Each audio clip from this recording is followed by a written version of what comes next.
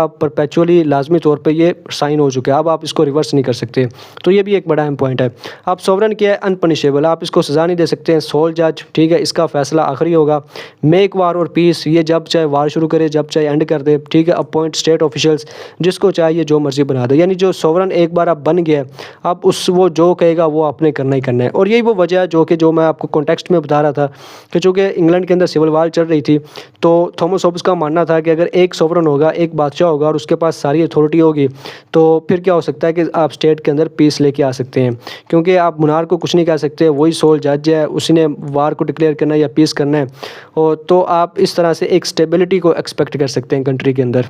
इसके बाद एक और बड़ी अहम बात इसमें आती है कि हमने पढ़ा कि जो इंसान है वो अपने सारे के सारे जो राइट्स हैं, ठीक है, वो सोवरेन को दे देते हैं। लेकिन दो ऐसे राइट्स हैं जो वो अपने पास रखते हैं, right of self preservation and self defence, ठीक है। ये बेसिकली एक ही कैटेगरी में आ जाते हैं कि इंसान का